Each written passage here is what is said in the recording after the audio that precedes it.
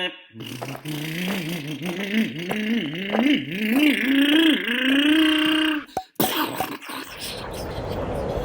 hat!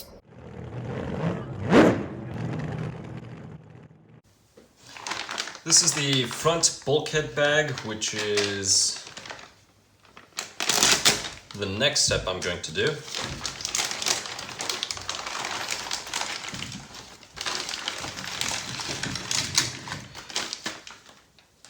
Just be careful when you pour the contents out. Now, one of the nice things about this kit is everything's already trimmed. Some of the things are pre-assembled, such as the servo saver here. But everything is pre-trimmed, which is actually really nice. All right, so I will be opening up all these bags and I'm just gonna lay everything. If you have a mat that's a different color, that would be my recommendation, because here all the screws tend to blend in depending on the light. Let's see, so we'll go ahead and open this. There should be some washers in here. There they are. All right, there's one, and there's another. All right. So we'll separate the screws a little later. I don't believe I'm gonna need this bag yet, so I will not. Oh, actually, yes, I will need the pins in here. Let's go ahead and open them all.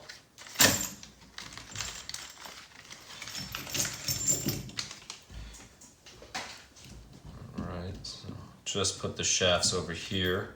Do not lose these little pieces here. These are for the shocks, so make sure you keep them. All right, these are the pins I'm gonna need for the suspension arms. All right, so first thing, we will need the lower bulkhead. Now, if you're planning on replacing this with an RPM one or something else, this would be the time to do it. But it's up to you. I would just install the stock one and go from there. So here, you're gonna notice this piece here. Now this one and this one, these two mate together. And the difference between the two is that one has that output shaft hole. This is the one that we are going to be installing, and those little ears, those go up, this goes down. So this is gonna go toward the bulkhead. And this is the rear of the bulkhead, that's the front. This goes toward the rear. So this simply sits, so if you see those two holes right there, you're gonna line them up with those two holes. And that should just key in here. There's the fourth washer. And now the screws that we're gonna be using, let's see, it says 12 millimeter. Let me just separate them all. All right, so here and there. It definitely is easier if you just separate everything out. It'll take a little longer while you're doing it, but in the long run, it's going to be faster for you. And I'm gonna separate just what I need. All right, here we go. So these are the 12 millimeter. Now the 12 millimeter, if you compare them all, they are the longer ones. So you're gonna have similar screws, right? These countersunk screws, 5 of them. The 2 longest ones are the ones you will be using for this section here. Now the driver looks like a 2.5 millimeter driver. Let me go ahead and grab that driver, and it is. So I'm just gonna start driving this, and you want to hold this securely. And I'm gonna drive this one. I'm just driving it close, not tighten it all the way. Then I'm gonna grab the second one, and I shall place it in here.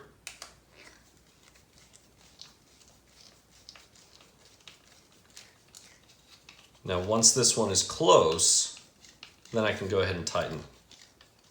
All right, that one's a little closer, so now I'm just gonna bring them together. All right, and snug is all you need. Do not over tighten these. You will destroy the plastic, you will damage them, and you will not be able to complete your build until you get new components. All right, Now, at this point, we're gonna go ahead and grab these bearings, the smaller bearings. One of them goes in there, so just drop one in there, and then it will just sit, and the other one just goes on the outside, and it will, these are the wrong ones. Ah, there are two sizes. All right, these medium ones, those are the ones you want. All right, so grab the medium ones. Yes, that one fits. Should fit snug. That's the only reason why I was able to tell that was the wrong one. So it's the medium bearings, and then one goes on the inside, the other one goes on the outside, and that is it. When you press them in, make sure they are flat. If they're at an angle, you will damage the plastic and they won't go in all the way. They will not go in properly. All right, here we go. So at this point, I'm gonna need the pinion, which is right over here, and there's only one pinion.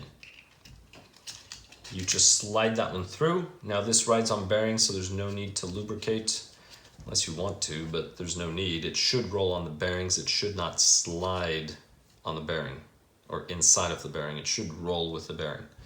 So keep that in mind. Now, this is the important part. When you set the differential, the orientation, based on the picture, it should go this way, just like that. And the bearings are also different sizes. So if you accidentally flip this, it's not going to go in. So don't worry about it. If you were to accidentally do this, it's not going to fit because this bearing's not going to go in there. And that is part of the design. There. So at this point, now that it's, you can grease this on or off. It doesn't really matter. I like greasing it on. And as I'm applying the grease, I'm just rotating the gear. Here we go. And you don't need that much as I completely dab this thing.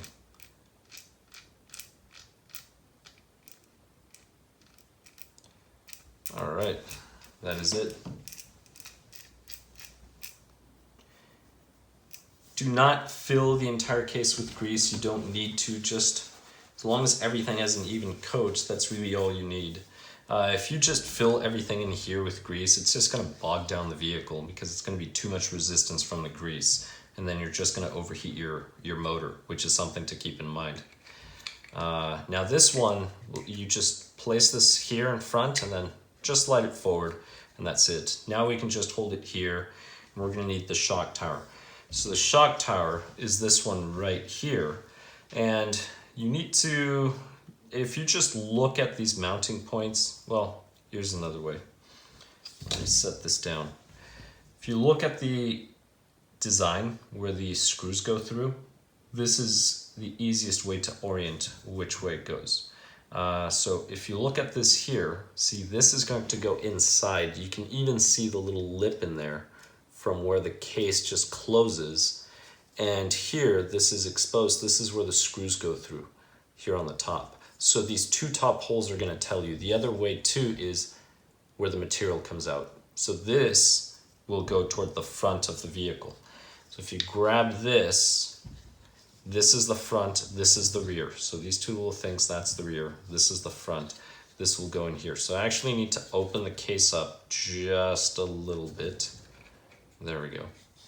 I'm gonna place this in here, it'll key in, and then I'll close the case. Apparently I didn't need to do that. All right, forget about that. Just slide this in. Now I can just drop the screws.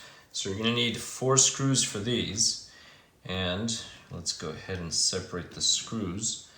So 15 millimeter, I have those. And then, let's see, we'll place these. All right.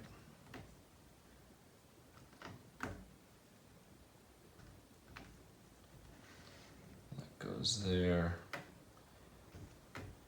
All right. And then we'll place that over there, this one here, and that one goes with that one. All right, perfect. So 15 millimeter, those are going to be these long ones right over here. Now, actually it looked very big. It might actually be this one. So what you can do is grab this ruler, set the head here to the side. It's a good thing I checked. Yeah, these are too long. These are almost 20. These are probably 18. So it's these shorter ones that you want, these right here. So just use the ruler, 15 centimeters. And you will be using the 15 on the bottom two holes, and then the 10 centimeter, which are going to be the short ones, these two, right? If you just measure them, those are going to go on the top. And that should be a 2mm driver. I will actually begin with the 10mm screws on top. If you accidentally put screws that are too long on the top, it's not a big deal. They're just going to come out the other end, and you will quickly notice. So it's not that big of a deal. Here, let me just hold these so I can flip it. So they would just come out through here, and that would be it. So luckily they wouldn't destroy any plastic. Now the bottom ones would. So the bottom ones do matter. If you accidentally put the 20mm, they're going to start punching a hole through the other side. So you want to make sure you have the correct ones on the bottom, for sure. The top, if you make a mistake, just replace them. Not a big deal. Now again, you could use power tools. Just be very, very careful. Make sure that you can control the torque and they stop at the right moment, or you can just drive it close, eyeball it, and then stop, and then just finish them off by hand. The kits that I build them by hand, which is surprising that my forearms are so small. I figured I'd look like Popeye.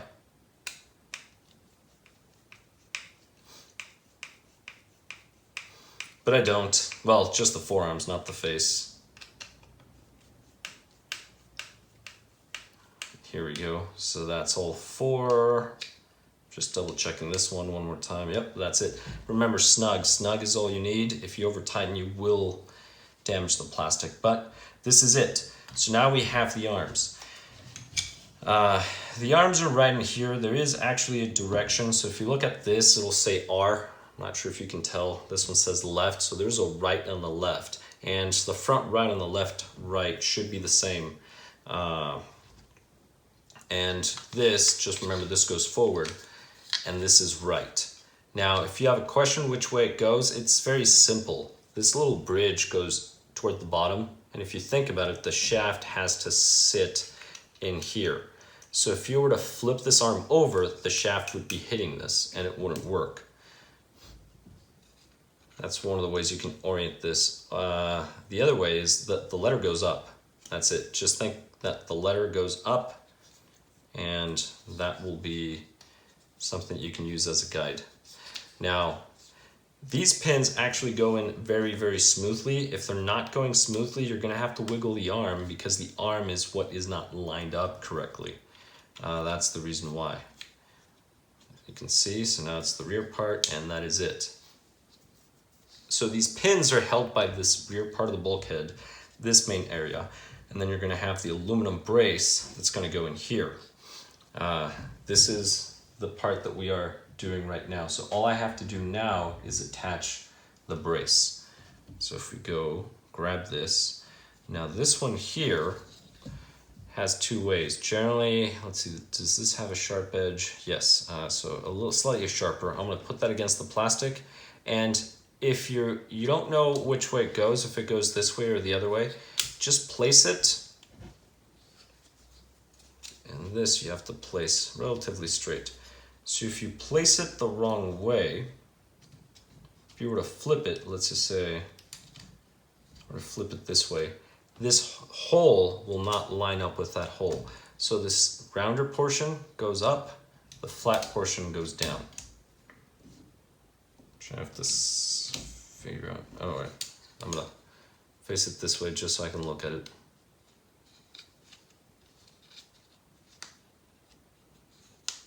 All right, there we go. It's just hard to line up that way. All right, now that I have this, this screw, this is, I believe the bumpers would screws that in there on the slash. On this one, it's just going to be this piece of plastic that's gonna hold it in. So there isn't an actual screw there, but on a slash 4-wheel drive, I believe there's a screw that goes through the bumper and holds that in. There's those 2 little holes in there. that's where those pins go. So this is all that holds your pins in place, and then you have the 10mm countersunk screws that go in here, and this will complete the build. So let me go ahead and install those. These are 2.5mm screws.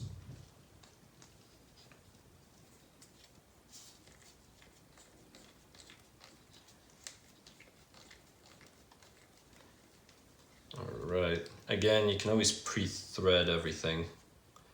Let's actually go with one of the top ones.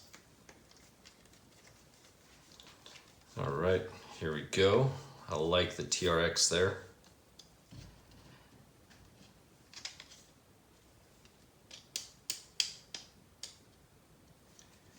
And here we go. All right.